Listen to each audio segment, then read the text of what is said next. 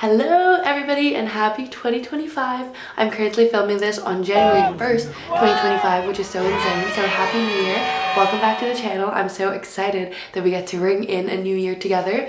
To address the elephant in the room, yes, I'm in a bathroom. I'm currently spending the holidays with my family here in Chicago, and this is the only place I can film. So please excuse the echoiness of the room as well as the toilet paper in the bathtub. This is the best that I could do with the deadline that I have. But back to 2025, it is our first video of the year, and a brand new year means a fresh start. And you know that here in this channel, we're all about being organized and productive by planning things as much as possible. As we all know, New Year's can be very exciting, but it can also be very stressful. So I'm here to hopefully alleviate some of that burden with what I do best, yet another Notion template. Template. If you're new to my channel or you live under a rock and you haven't heard of Notion yet, it's this easy to use platform that helps bring your goals to life. It's a powerful all-in-one workspace that lets you manage every part of your life in one tool, personalized to how you think, plan, and work best. With Notion as basically a second brain, you can manage everything from personal projects to professional work all in one place. As we ring in the new year, our 2025 theme or mantra is all about self-improvement and focusing on areas that you want to develop in 2025. And to help you achieve this and streamline your life, I've created completely free and customizable templates to support you in achieving your goals. So whether your goals are to work out more or to travel more or to be in better control of your finances, these templates will hopefully help you achieve those goals. I feel like I haven't made a Notion video in a really long time, and so that's why I'm so excited that my first video of 2025 is kindly sponsored by Notion. And with that, let's dive right in. Okay, so when you open up the link in the description below, here is what you're going to find. So this is just the home page where you can find the 4 templates that I made. So here you can see that I have the vision board, finance tracker, fitness tracker, and our travel itinerary planner. So as you can see in each of the template headers, we have a customized little version of SAB. You can see them here and you can see them over here. And now is then the perfect time to talk about Notion's newest feature, which is Notion Faces. I grew up playing The Sims, and not just the regular Sims with the cracked downloadable content. I love being able to customize my character, and it's so exciting that I'm able to now do that in Notion. With Notion Faces, you can now create your own custom portrait where you can mix and match different hairs, eye shapes, noses, mouths, accessories, and more. All of these parts are hand-drawn by Notion's original illustrator, and is such a unique way to express yourself for a new profile picture, contact ID, or like me, using it as page icons for my Notion templates. Notion Faces is now out for everyone, and it's all about a new year, new you for 2025. Customizable tools, customizable portraits. We are gonna have so much fun on Notion this year. Thank you so much again to Notion for sponsoring this video. You can get started on Notion for free in the link in my description below, and show me the icons that you guys create. It's actually so customizable. I'm so excited to see what you create. So without further ado, let's continue by going now into each of the templates nitty-gritty. So let's start off with the vision board, and we can click over here to open that up. And what I like about this vision board, it's kind of just a dump of everything. It is all about journaling and scrapbooking and putting quotes that you like, and you can really do whatever you want with this. So here on the left, I'm kind of just manifesting, putting to words the 2025 version of me that I would like to see. So for everything else, I've subdivided it into my personal goals, school and travel, as well as social goals over here. If you want to create a new box, you can click this button that I've automated to pop up with this. So from here, you can choose a new topic like finances. You can also click this and change the icon that you want. And then you can include any quote that may relate to whatever you want, as well as put any new photos. So if you want to reposition it, you can move your mouse until you see this over here and then drag it to wherever you want. So I'll put it down over here. So you see this blue line, this will indicate where it's going to be moved. Boom.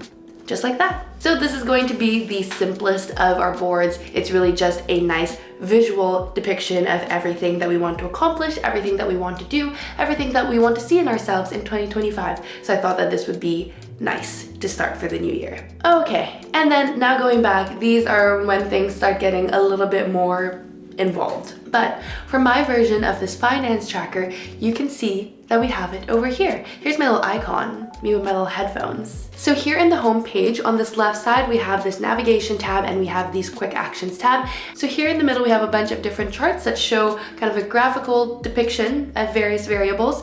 The first one being your income versus your expenses. You don't have to touch anything here. All of the input will come here in the navigation, and these are just outputs in charts, so you could have a visual depiction of your spending versus your income. So here in the green, you can see a line chart of your income throughout the months of the year compared to your expenses. If we go over to the next tab, we'll see our monthly expenses, and here we have a rainbow showing the exact amount that we've spent each month. The next two tabs go more into the nitty-gritty of where your expenses are coming from. So this is kind of the general categories: housing, travel, shopping, and then the breakdown is more into the nitty-gritty. It was gas, it was groceries, it was clothing that you spent the most on in 1 year. And now we can go into how we can actually input these incomes and expenses. So in the navigation tab, let's jump to the accounts, and like the name suggests, this just shows all of your bank accounts. So to add a new one, you can click new page over here. We can call this bank 3. To add an emoji like you see over here, you can click open and then choose an emoji over here.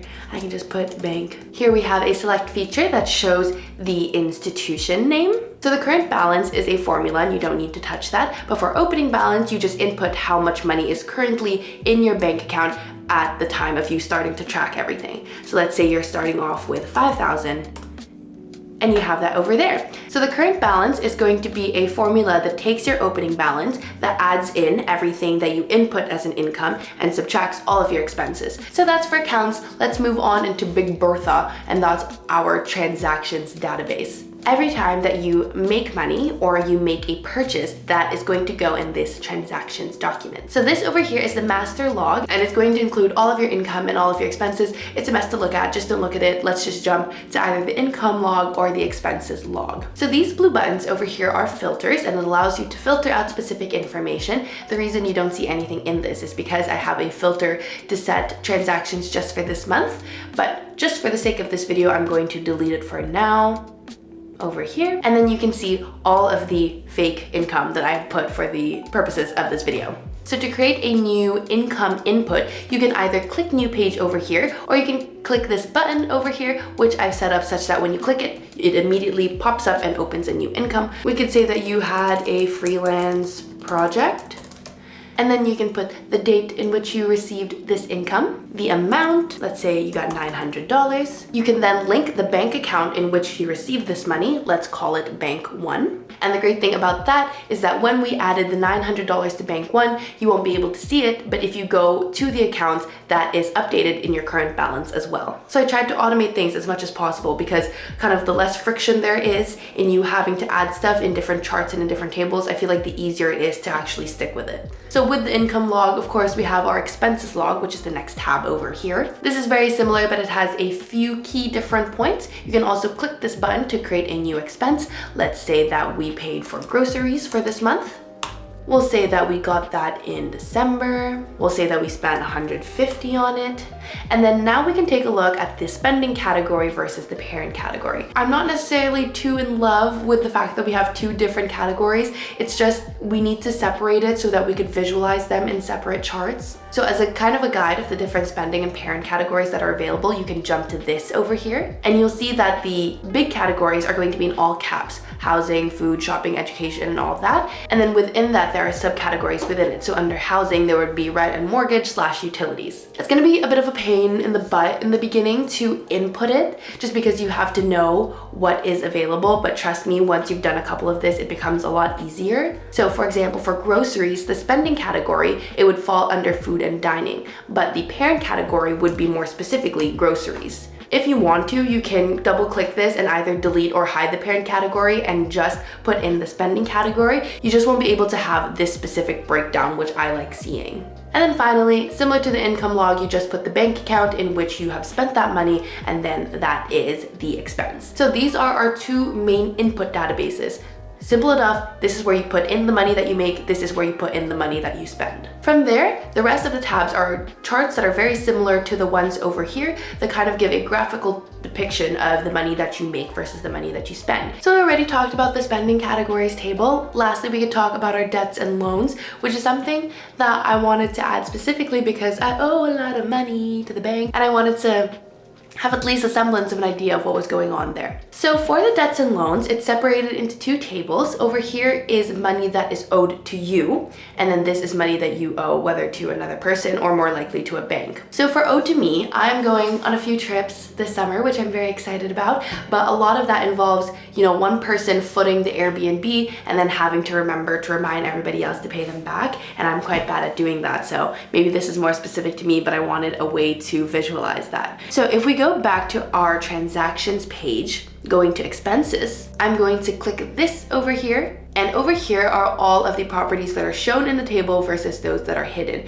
Money owed, I'm just going to drag that so we could take a look at it. So for any expense that you made that is supposed to be split up with somebody else but you initially footed the bill, what you can do is that you can go to this tab over here and click the name of the person that owes you the money. So let's say that, August 8th, you bought groceries for the both of you, but you spent the initial $150. You can go ahead, go here and say person 2 owes me that money. And what that does is that when you go to the debts and loans, you'll see that person 2, I guess we also split a fancy dinner, but we split that grocery. So you don't have to touch the transactions or the total that you paid. It just says that you spent $200 on the fancy dinner and that you also spent $150 on the grocery. And from here, you can tabulate how much of that they owe you. So 150 divided by 2, 75. In addition to the fancy dinner, they now owe me $175. And now I can send them a message, hey, whenever you get the chance, remember you owe me $175. So over here, I know a lot of you guys are students. I have been a student for forever and I owe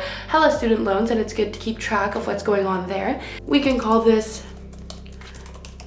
government loan. So the outstanding balance is this crazy formula over here. What we will add is the total loan amount. So let's say you took $20,000 from the bank and the interest rate for that is about 6%. We'll say that we started the loan June of last year, which means that we've been loaning for 7 months and this is the interest accrued based on the interest rate. So based on that, the great thing is now the outstanding balance has a formula that takes into account the interest accrued. And it also will adapt based on if you've made any payments for it. So let's say that for the $20,000, you've been great, you've already paid off $5,000 of that. That will be taken into account in the outstanding balance. Once again, I know that this isn't perfect. Sometimes the interest rate is not a set percentage, but it fluctuates based on what the government places. Guys, I tried my best. This is the best thing that I can do. So over here is a great way to track your loans. So that was basically the finance tracker. I hope I was able to explain that well. It makes sense in my head, but it may not make sense to you guys. So if you have any questions, drop them in the comments below. I'll answer them as best as I can. Let's be better with our money this year. Let's know where it's going. Let's know where it's coming in, coming out. Hopefully we'll be a bit better for 2025. So finance tracker was the worst of it. Now let's get into something fun. Fitness tracker. Here is my little icon. I'm breaking a sweat. I've got my glasses on. You'll see that similar to the finance tracker, we have the navigation and quick actions over here. And this is just a board that tells us our workouts for the week. What I really like about this board view is that it's really easy to move things around. So let's say Monday, I'm really tired, I can't do this full body day. What I can do is just duplicate this one, move this over here, move this over here, delete this over here, and then now we've swapped things around. So not only is this a great way to kind of structure your workouts of the week, this also allows you to track your exercise progress for each individual exercise. I feel like this is most relevant for people that weight lift. Let's say you're squatting 135 and you're trying to increase the weight. This allows you to track how much weight you're pushing every time that you work out. And what's so fun is that not only is this a list, but you can actually click each workout and track your progress within it. So you can see that this chart is a great way to track the exercise that you were doing, the date that you were doing it, and how many sets you're doing, the reps that you're doing, and the weight that you're doing. And then it will take all of this information and we can also turn it into a graph so you can see that you're trending upwards or downwards, and you can see over a span of how many days that you've improved with the weight that you've pushed. If you guys go to the gym, sometimes you see the gym bros with their little notebook and their pencil, which I find really endearing. If you don't want to do that, you can track your progress here. And it's actually a great way to not only show how much more or less weight that you're pushing, but also see if there's any kind of trends in which you lift heavier or lighter and see where you can make adjustments in your life. So putting all of this progression data you can do in each individual workout, but I think the better way is to go to the workout log over here, and it's kind of this mass bank of all of your workouts. So once again, you can add a new workout by clicking new page over here, but I also have this button that creates a new workout log. And every time you click it, you'll see that it will go to the date in which you've clicked it, which today is January 1st. It will auto-populate sets 1, 2, and 3, but you can adjust that based on your workouts. And then when you click that over here, we have a list of a bunch of different workouts that you can click that pertain to you. You can also look at your max weight progress, and then you could click over here in this filter to look at which specific one that you're looking at. And then there's also this chart that shows a monthly exercise breakdown. So you'll see that in December, you did a bunch of hip thrusts, a few Bulgarian split squats, a few lat pull downs, and it's again just a visual representation of your workouts in each month. So it'll be very likely that you don't have the same workout split as me and you're not doing the same exercises. So to change the exercises that are in each day, you can jump to the exercise bank over here. To add a new one, you can just click this over here, put the name, put the category, if it's upper, lower, cardio versus core, and then put the sets and reps that you're currently working in. And then from there, we have other tabs where you could just look at if it's full body 1, full body 2, full body 3. You could do push-pull leg split. You could do upper lower, whatever works for you. And then over here in workout routine, this is also just another visualization that shows you the name of the routine and the workouts that are within it. So general overview, the fitness tracker is great because it allows you to show what workouts that you have planned for the week. And within each workout, it allows you to document your progression of your strength training over time. And then finally, oh my gosh, we're reaching the home stretch. Let's talk about our travel itinerary planner. So like I said, I am hoping to travel more in 2025. I have a trip to London, England, planned in April of this year. So this itinerary, once again, is very relevant to me. So as you guys can probably tell, I'm a big planner, and that definitely applies when it comes to my travels. So I wanted to have this template for you to easily plan your itinerary for your next trip. So you'll see here in the middle that we have our main trip itinerary, and this one is broken down by days. You'll see we have the days of the week over here, and then this as a breakdown of everything that's going on in that day. So we have flying in, checking in at the hotel, and dinner, and it's also categorized based by travel, accommodations, food, and attractions. So here we have buttons on the left that allow you to quickly create these new squares. So let's say that you want to try a new food place, you can click that, and you could say dinner at, and then it'll start off in this tab that says no date, and you could drag it to whatever date it relates to, and then you can fill in the rest of the information, including the address of the place, the person that you're going with if they also have a notion, and then you can click this, toggle this tab for including the time, and you can put the specific time that you're going to be at that dinner place. And then if you don't want to see it by day and you want to see the itinerary based on the category, you can click that over here, and you'll see now it's split up into your accommodations, attractions, food, and travel. Here you can see the name of the place that you're going to, the date and the time that you'll be there, as well as the location. And it's really nice and really organized. Everyone's going to be on the same page. Everybody's going to know what's going on. I also have another tab that shows a full breakdown of all of the places that you're visiting. This one is really fun because you're able to include pictures. To do so, you can go ahead and click this. You could put change cover over here, and then I would just search up things, the name of the place, like Westminster Abbey. And then it changes it over there. And just to clarify, you don't have to add anything here. When you add any of these new buttons, they automatically populate here, here, and also in the calendar. So if you wanted a calendar view of all of the places that you're going to in order and the days that you're going there, you can also see that in the calendar. So I think this is a pretty simple but effective way to plan your itinerary for your travels. And with that, that's pretty much everything. These are the 4 templates that I made in the spirit of self-improvement in 2025. So whether you want to better visualize your goals for the year, you want to be better with your money, track your fitness, or plan your next trip, hopefully these templates will allow you to do so. Thank you so much for supporting me through all of 2024, and I'm so grateful that you're choosing to stick by me in 2025. This is my little gift to you to celebrate the new year and hopefully get you started on the right foot. As always, thank you guys so much for watching, and I will see you in the next one. Bye!